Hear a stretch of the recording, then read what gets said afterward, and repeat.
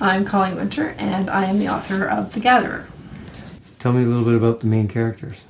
The main character is Storm Freeman. She's an inventor, and she invents The Gatherer, which brings free infinite electricity to the world. It was supposed to usher in an era of decadence and luxury like the world has never seen, but the problem is that people start getting sick, including Storm, and then she loses control of the technology. What kind of book is it? It's a thriller, and Storm spends most of her time just ahead of the authorities who are trying to catch her, as she has to seek out and destroy what she created. So who would I recommend the book to? This book is for anyone who likes thrillers with strong female characters, who have to use their smarts and their guts to get out of some pretty tight situations. Do you have to be an electrical engineer to understand the book? Absolutely not. All you have to be is a human who lives on our planet and who thinks about the choices that we make.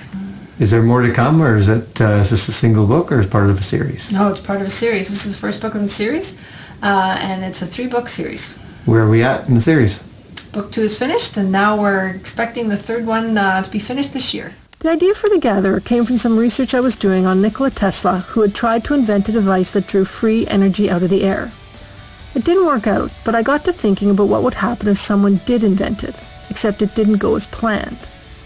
Because there have been a lot of human inventions that haven't gone as planned. Think DDT, pesticides, and the atomic bomb. A lot of those inventors forever regretted what they had created. In The Gatherer, I gave the inventor Storm Freeman the chance to fix what she had done. The highlight of my publishing journey was at a writing conference in New York 3 years ago. I had just received a 3-book deal for the Gatherer series the day before, and I spent the 3 days at the conference with other authors introducing me to agents, and agents stopping me in the hall, all offering to represent me. It is a rare moment for an author to be in that position, and I spent the time not really believing it was happening. It had taken me 18 years to get there, and it felt amazing. I eventually signed with an agent, and since then I've spent my time making good on the 3-book contract.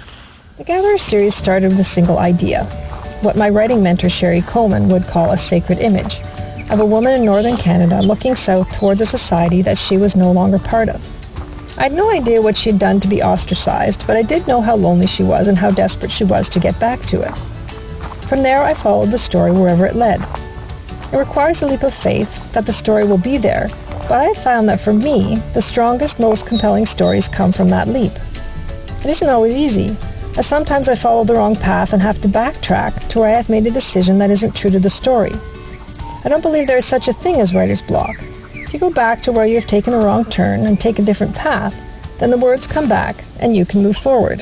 I'm an electrical engineer, and the reason that I love what I do is that electricity and the grid that provides it are the foundation of so much of our society and of our connected world. Anyone who's experienced a power outage, and that is pretty much all of us, understands that when our access to electricity stops, our modern society shuts down.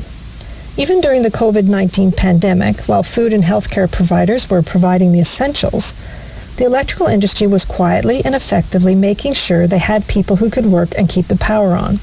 Because without power, things would have been a whole lot worse. I like that reality of an industry that works in the background to provide what is an extremely powerful and essential part of our world.